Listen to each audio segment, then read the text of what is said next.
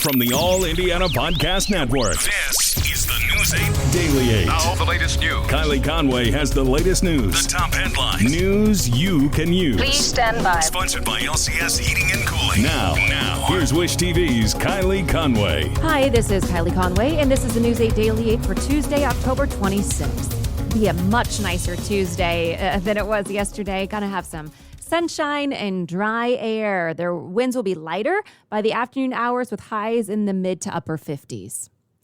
The FDA's Vaccine Advisory Board is meeting today to consider authorizing the Pfizer vaccine for children 5 to 11 years old. And this morning, a lot of families want to know how the rollout would work. The Kaiser Family Foundation is looking into some of the key issues families may encounter. According to the organization, access to vaccines for children will likely vary across the country. Local vaccination efforts will depend on things like pre-ordering supplies, choosing vaccination sites, and outreach plans. The White House has also indicated that the vaccine will be available at over 25,000 pediatrician offices. The federal government also partnering with over 100 children's hospitals across the country to set up vaccination clinics through the end of the year. This morning, we're hearing from a member of the FDA Vaccines Advisory Committee.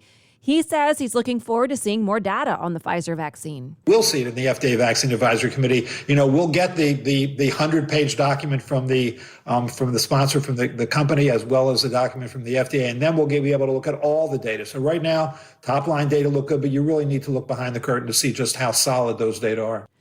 As far as the deadlines, the CDC Advisory Committee will take the information from the FDA that they'll get today and have another meeting on November 2nd. That meeting will be about recommending the vaccine. The latest community survey from the Kaiser Family Foundation shows that the state of Indiana has 583,000 children between the ages of 5 and 11, and there are 28 million children in the U.S. in this age group. That number is important because the White House says there will be 15 million doses available. So if and when this gets approved, parents might want to think about the availability of the vaccine. And today's meeting comes as Moderna is touting the trial results of its COVID-19 vaccine for school-age children as well. The company says its trial shows a strong immune response in kids 6 to 11. According to Moderna, the kids' antibody response kicked in 1 month after the second dose. The most common side effects included fatigue, headache, and fever. Moderna plans to submit its data to the FDA soon. And the CDC is changing requirements for people traveling internationally. Starting November 8th, people flying to the U.S. from another country will need to be fully vaccinated. The State Department says all passengers will have to provide proof of vaccination before boarding a plane. Pike Township schools are trying to hire more bus drivers. Staffing problems have plagued the district this year, leading to unexpected e-learning days. A new post offers $20 an hour or more, plus benefits. If you're interested, you can go to walk-in interviews at Transportation Building on West 56th Street from 9:30 to 11:30 this morning or 2 to 4 Thursday afternoon. All of this information is posted for you online. Go to wishtv.com and head to the As Seen on Wish TV section.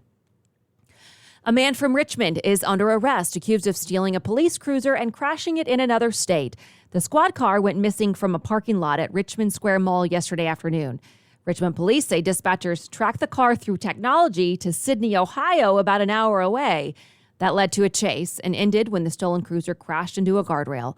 Police say the suspect got out of the car, tried to run off, but officers caught him. Investigators say the suspect is a 32-year-old man from Richmond, Indiana, named Michael Gard. A man is in custody in Grant County, accused of armed robbery and stabbing a police dog. Investigators say Nicholas Hainline held up a McClure gas station in Gas City, then stabbed the dog Kiro in the chest during the arrest. Police say the dog should recover. Hainline is in jail facing several charges and a $60,000 bond. Police are trying to figure out the motive in a deadly shooting rampage in an Idaho mall. Here's what we know right now. 2 people are dead. 4 others are wounded after a man opened fire at the Boise Mall. This morning, the suspect is in custody. Boise police do not believe anyone else was involved. I cannot stress enough how traumatic this event is for the community at large, as well as for those that were witnesses or the families of those involved are involved themselves. The governor of Ohio calls the shooting unthinkable and says the state will help police with the investigation. And Governor Holcomb has released results of an independent review of all state-level law enforcement agencies. A company hired out of Chicago looked into Indiana's standards and how officers are trained. According to the governor's office, state police have already implemented some of the recommendations, including body cameras for all state troopers.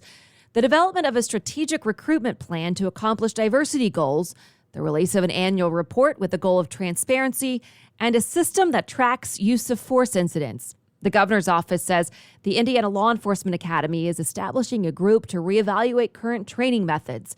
The group will look into implicit bias, developing more online training, creating programs with more scenario-based training, and developing and implementing a de-escalation response program for those suffering a mental health crisis. The U.S. House of Representatives is moving to give one of the nation's highest honors to the 13 service members killed during the evacuation from Afghanistan. They voted last night to award Logansport's Corporal Humberto Sanchez and 12 others the Congressional Gold Medal. In the bill, legislators say the 13 went above and beyond the call of duty to protect citizens of the United States and our allies to ensure they are brought to safety in an extremely dangerous situation as the Taliban regained control over Afghanistan. The bill is now headed to the Senate for consideration. The governors of New Jersey and New York have issued each a state of emergency. Rain is pouring in one of New York's harbors and several other areas. It's in anticipation of a nor'easter, these emergency declarations that forecasters do expect this week. The National Weather Service predicts 2 to 5 inches of rain, possibly more. Nassau County in New York is preparing for the wet week ahead. So we'll be ready for the heavy rain and exaggerated flooding of these coastal areas, along with our North Shore as well. The flash flood watches issued by the National Weather Service are expected to last through next Tuesday, impacting nearly 30 million people. Hilaria Baldwin is speaking out for the first time since the tragedy on her husband, Alec Baldwin's movie set. In a statement on Instagram, the mother of 6 said, "My heart is with Helena, her husband, her son, their family and loved ones, and my Alec. There are no words because it is impossible to express the shock and heartache of such a tragic accident, heartbreak, loss, support." Now, a search warrant obtained by the LA Times gives the clearest picture yet of what may have happened. It says Alec Baldwin was practicing removing the revolver from his holster and pointing it toward the camera. That's when the director said he heard what sounded like a whip and then a loud pop. The shot killed the cinematographer and hit the director in the shoulder. The warrant also stated that the assistant director, Dave Halls, is who handed the gun to Baldwin. And one expert says there was A, no reason for live ammunition, and B, Halls should never have had the gun in his hand in the first place. An AD should never be touching a gun. They can ask for a safety inspection, they can ask questions, but they should never, no crew member other than the armor or the talent should be touching a weapon, ever. It seems like no safety protocols were followed. The production company says Rust is halting production indefinitely pending an investigation. Santa Fe authorities are investigating how this happened, including exactly what kind of projectile was fired that killed a crew member. And executives from YouTube, TikTok, and Snapchat will face questions on Capitol Hill. They'll testify in front of a Senate Commerce Subcommittee. Senators want to find out more about the algorithms the services use and whether they can increase harm, create addiction, or invade privacy. The chair of the Consumer Protection Subcommittee says the goal is to create laws to protect young people and give parents the tools needed to keep their kids safe.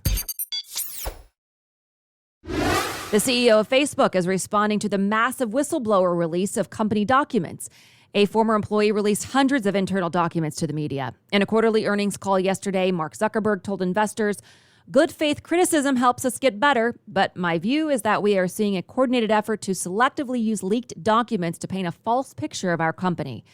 He continued, "The reality is that we have an open culture where we encourage discussion and research about our work so we can make progress on many complex issues that are not specific to just us." Dave Chappelle is responding to controversy over his new Netflix special. Some LGBTQ plus activist groups have been critical of The Closer and the comedian's jokes about transgender people. Chappelle posted a video to social media saying he's willing to meet with people in the transgender community, but he's not bending to anybody's demands. Netflix has defended the show, but several trans employees participated in a walkout last week to protest. The comedian says he's also been uninvited from several film festivals. Today, a chance to land a job in television or radio. The Fall Career Fair of the Indiana Broadcasters Association runs from 3 to 6:30 tonight at 502 East Event Center in Carmel. People from more than 70 stations will be there to talk about available jobs and internships. Bring a resume and you could win a door prize. You must register in advance.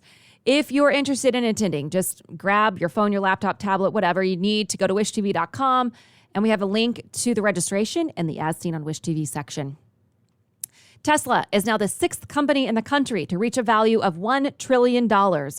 That's more than the 11 largest global automakers combined. Shares for the company topped $1,000 each yesterday. The gain comes as car rental company Hertz announced a record order of 100,000 Teslas. An auto analyst also recently raised his price target on the company to $1,200 a share. The Pacers are now 1-3 after a flat loss at home. It was a tough task hosting the Bucks, who are the defending NBA champs. The Pacers never led after the first quarter and fell 119-109.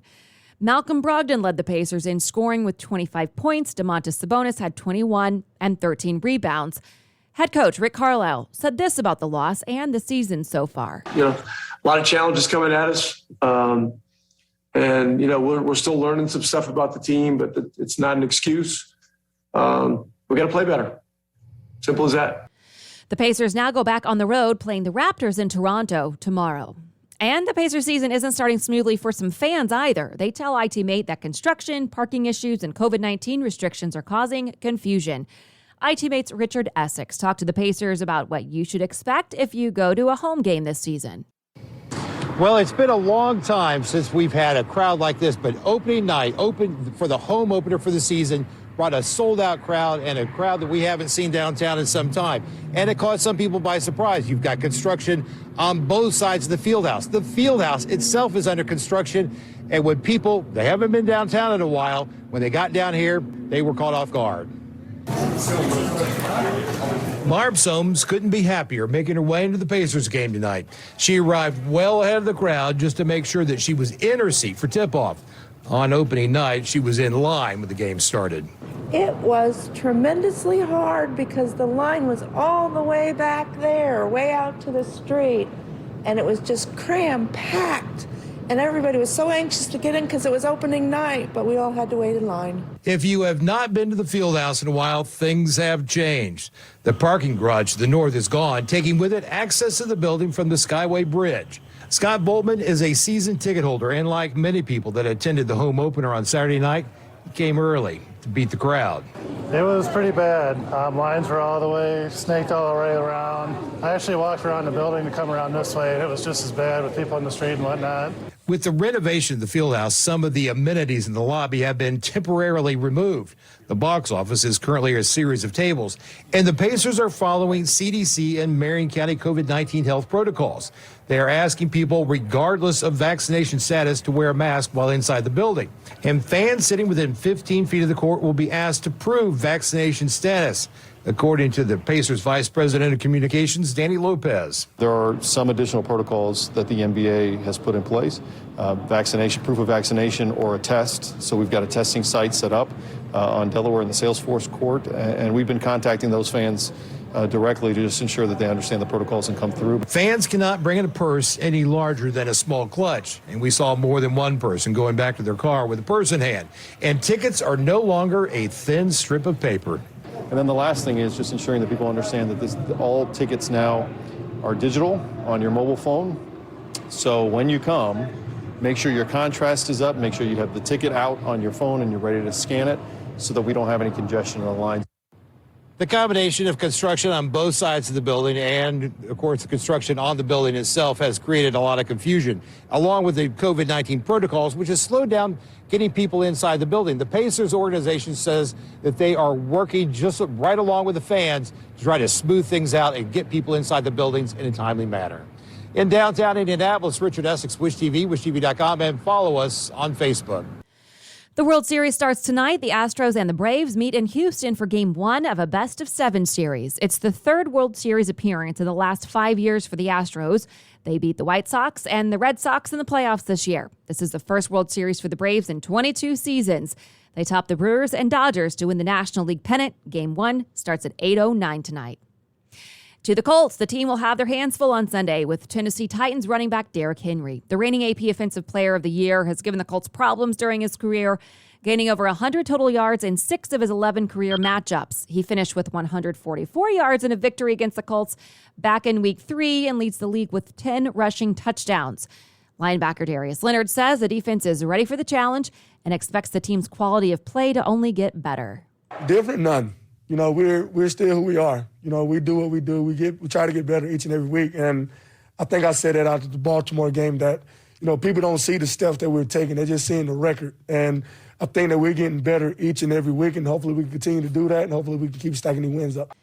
The Colts' pivotal Week 8 matchup against Tennessee kicks off at 1 o'clock at Lucas Oil Stadium Sunday afternoon. And there are plans for a way to honor an icon of the Indianapolis Motor Speedway while helping a good cause. The Red Cross is holding a blood drive at the track in memory of Robin Miller.